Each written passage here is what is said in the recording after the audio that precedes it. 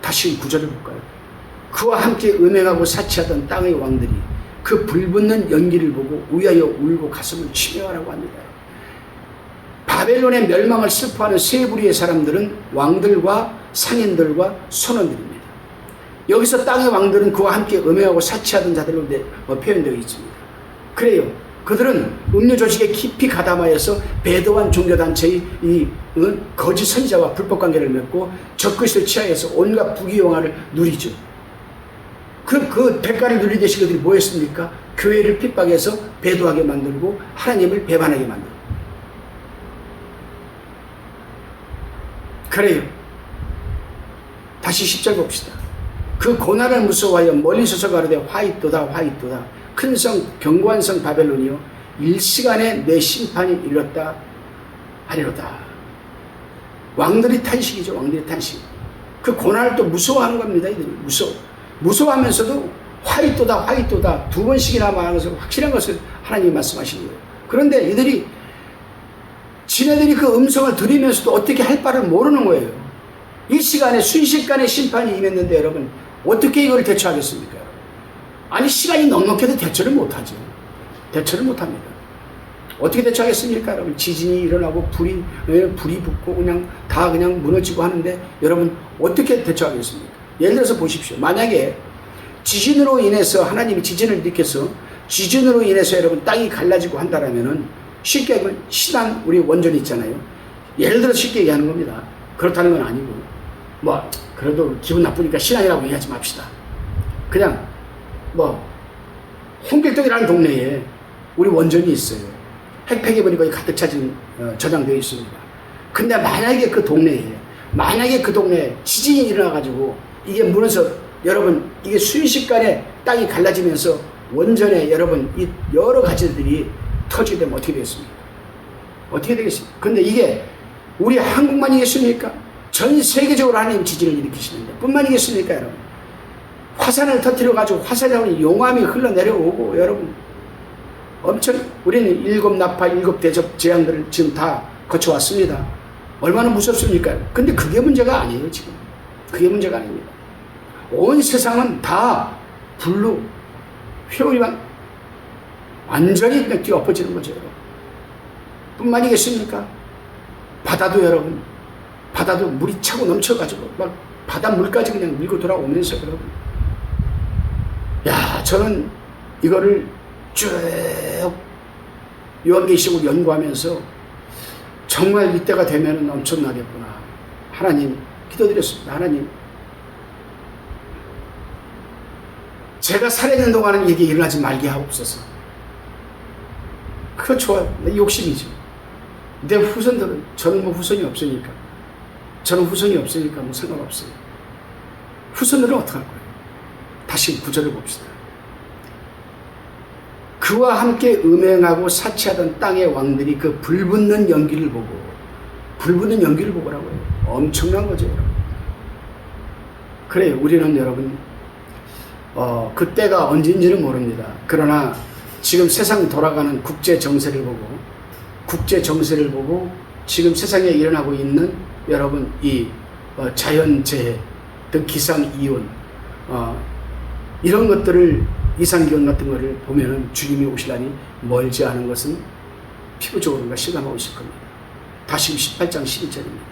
땅의 상고들이 그를 위하여 울고 애통하는 것은 다시 그 상품을 사는 자가 없습니다. 여러분 완전히 다 바다가 여러분 다 피로 물들어 버리고 완전히 바다가 뜨거워서 고기들이 다 죽어버리고 여러분 완전히 여러분 이 산이 녹아 없어져 버리고 여러분 지진으로 다 무너져 버리고 여러분 불이 타버리고 하는데 장사꾼이 무슨 소용이 있겠습니까? 장사꾼이. 그러니까 애통할 수밖에 없는 거죠. 다시 13절에 볼까요? 계피와 향료와 향과 함유와 유향과 포도주와 감람류와 고운 밀가루와 밀과 소와 양과 말과 수레와 종들과 사람의 영혼들이라고 했습니다. 고급 향료. 이 당시에 향료는 계피와 향료와 향유와 유향이 있었습니다. 향료는 계피향료 또 유황. 계피는 육계를 뜻하며 향료는 머리에 바르는 여러분 향수입니다. 향은 종교식에 분양할 때 쓰는 것이고 향료 몰약으로서 의약용으로도 쓰입니다. 방부제, 향수로도 사용됩니다. 유향은 나무진으로 몸에 바르고 향료로도 쓰고 의약품으로 쓰입니다. 식품료도 마찬가지입니다. 동물과 인간들도 마찬가지입니다. 여러분. 이때는 다 죽음을 눈앞에 두고 죽을 수밖에 없는 상황이 오는 거죠. 다시금 18장 14절입니다. 바벨론아, 내 영혼의 탐하던 과실이 내게서 떠났으며 맛있는 것들과 빛난 것들이 다 없어졌으니 사람들이 결코 이것들을 다시 보지 못하리로다. 하늘에서 들리는 음성은 계속 말합니다. 바벨론아, 내 영혼이 탐하던 과실이 내게서 떠났으며 맛있는 것들과 빛난 것들이 다 없어졌으니 사람들이 결코 이것들을 다시 보지 못하리라. 바벨론이 거대한 물품 품목에는 과일이 없고 포도주와 감람류 정도였는데 여기서는 그가 탐하던 과실이 언급되어 있습니다. 환난 시대에 과일 생산이 가능할지는 의문이나 기근 시대에도 불구하고 사치스럽고 화석때 사는 바벨론에는 금처럼 귀한 과일들도 수입이 되는 것 같습니다.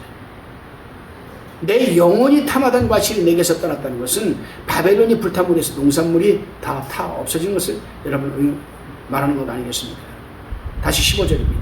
바벨론이라여 취고한 이 상품의 상고들이 그 고난을 무서워하여 멀리서 울고 애통하니. 상인들이 여러분 타격을 받아서 울고불고 애통하는 거죠.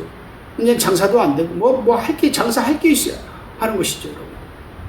16절입니다. 가로되 화이또다 큰 성이여 세마포와 자주와 붉은 옷을 입고 금과 보석과 진주로 꾸민 것인데, 상인들은 멀리 서서 울고불고 애통하면서 여러분 세마포와 자주와 붉은 옷을 입고 금과 보석과 진주로 꾸민 것인데 그러한 부가 일시간에 망하는 것을 얘기하는 겁니다. 망하는 것. 그래서 화이또다라고 얘기하는 겁니다. 세마포와 자주와 붉은 옷을 입고라고 했습니다. 세마포와 자주 옷감은 붉은 옷은 고급 의류의 층층으로 쓰이는 말이죠. 세상에서 가장 화려한 옷을 입은 사람들은 바벨론에 아마 다 모였을 겁니다. 다시 17절입니다. 그러한 부가 일시간에 망하였도다. 각 선장과 각 철을 다니는 선객들과 선인들과 바다에서 일하는 자들이 멀리 서서, 그렇죠. 일시간에 망했다라고 죄를 스스로 이제 애통해야 하는 겁니다. 애통해야 하는 거. 선장, 선객, 선인, 바다에서 일하는 자들 모두가 다 망하는 거죠. 여러분. 그래요, 여러분. 멀리 서서 불타는 광경을 바라보면서 여러분 애통해야 하는 거지. 다시금 18절입니다. 그 불붙는 연기를 보고 외쳐가는데 이 큰 성과 같은 성이 어디 있느냐 하며, 선원들은 탄식하는 겁니다. 멀리 서서 그 불붙는 연기를 보고 이 큰 성과 같은 성이 어디 있었느냐. 역시 그들 바벨론이 세계의 중심임을 알고 있습니다.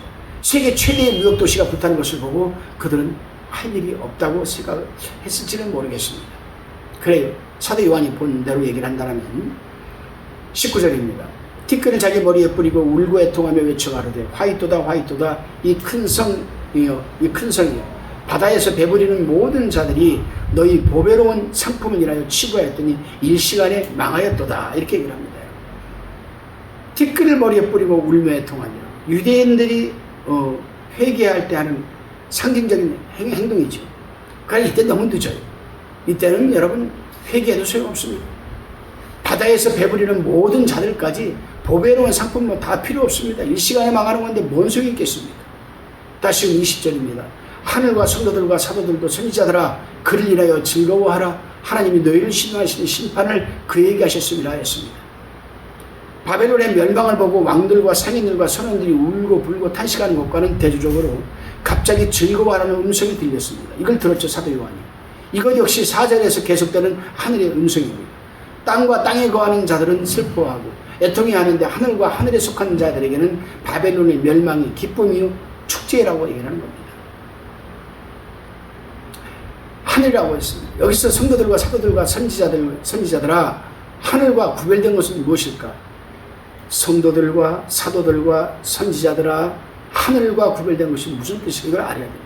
모든 하늘에 거하는 자들로 볼 때 하늘에는 별도로 즐거워하라고 하는 것은 하늘의 거주자, 즉 전체, 즉 성도들과 천사들과 20자 장로들과 네 생물과 수많은 물이 물론이고 하늘나라를 가리켜 말한 것일 수도 있습니다. 땅에서는 그러한 슬픔이 있는데, 애통이 있는데, 화가 지금 임하는데, 하늘에서는 여러분 즐거워하고 기뻐할 이유가 바로 여러분 큰 성 바빌론이 무너졌기 때문에. 그래요, 여러분. 수많은 성도들이 그들이 가진 신앙 때문에 하나님의 말씀을 증거하다가 핍박을 받고 순교당하고, 그래서 여러분 그 영혼들이 하늘의 재단 아래에서 큰 소리로 참되신 대주제여 땅에 거하는 자들을 심판하여서 우리 피를 시돈하여 갚아주시지 아니하시기를 어느 때까지 하시나이까라고 부르짖어 온 것이 이제 성취되는 그런 여러분 순간입니다. 다시 21절입니다. 이에 한 힘센 천사가 큰 맷돌 같은 돌을 들어 바다에 던져 가로되 큰 성 바벨론이 이같이 몹시 떨어져 결코 다시 보이지 아니하리로다. 한 힘센 천사가 큰 맷돌을 가지고 여러분 바다에 던져버립니다. 큰 맷돌. 그래요. 맷돌은 바다에 금방 가라앉아버리죠. 그래요. 바벨론의 멸망이 맹렬하게 여러분 지금 떨어져가지고 바다에 내동쟁이 침을 당하는 그런 큰 맷돌처럼 신속하고 철저하게 단행되어 사단의 악한 조직은 더 이상 힘을 쓸 수가 없게 되는 것을 지금 사도 요한은 이렇게 표현한 겁니다. 22절입니다. 또 검은 옷 하는 자와 풍류하는 자와 퉁소 부는 자와 나팔 부는 자들이 소리가 결코 다시 내 가운데서 들리지 아니하고, 물론 어떠한 세공업자든지 결코 다시 내 가운데에서 보이지 아니하고, 또 맷돌 소리가 결코 다시 내 가운데서 들리지 아니하고, 바벨론이 멸망하여서 사라짐으로 말미암아 모든 것은 여러분 이 쥐죽은 듯이 고요합니다. 멸망한 도성의 정적은 사업장과 오락장과 가정에서 들리는 모든 소리가 다 이제 그치는 거죠. 바벨론의 멸망이 가져온 고요함도 이사야의 예언을 반영합니다. 바벨론이 멸망하자 경고 타는 자와 퉁소 부는 자, 나팔 부는 자들이 술 먹고 술 취해서 노래 부르는 자들 결코 다시 들을 수 없다는 거죠. 그래요, 여러분. 음악 소리 전혀 들리는 거 아닌 거죠. 뭐 대중음악, 팝, 재즈, 클래식 뭐 들을 수도 없는 거죠, 그때는. 그래요. 다 죽어버리는데 여러분 무슨 지금 노래 부르고 할 뭐 정신이나 있겠습니까, 여러분? 없죠. 맷돌 소리도 들리지 않는다고 합니다, 여러분. 곡식을 갈아서 떡을 만들고 부침개를 붙이고 그런 소리도 들리지 않는다는 겁니다, 여러분. 그래요, 여러분. 우리가 한번 생각해 볼 게 있습니다, 여러분. AD 79년 그 8월인가 베스비우스 화산 폭발로 잿더미가 된 폼페이 체구가 그랬습니다. 그 전날까지 그냥 음란을 하고 동성애를 하고 먹고 마시고 취하고 그러던 순간에 한순간에 여러분 이 베스비우스 화산이 폭발함으로 해서 여러분 폼페이 주변에 완전히 다 굳어버리고 지하로 들어가버리고, 여러분 베스비우스 화산 하나 폭발하는데 여러분 그 큰 도시들이 다 멸망을 해버렸는데 마지막 때 전 세계의 화산이 다 터지게 되면 어떻게 되는 겁니까, 여러분? 상상하기 싫은 거죠. 다시 23절에 봅니다. 등불빛이 결코 다시 내 가운데서 비치지 아니하고 신랑과 신부의 음성이 결코 다시 내 가운데서 들리지 아니하리로다. 너희 상고들은 땅의 왕족들이라 내 복수를 인하여 만국이 미혹되었도다.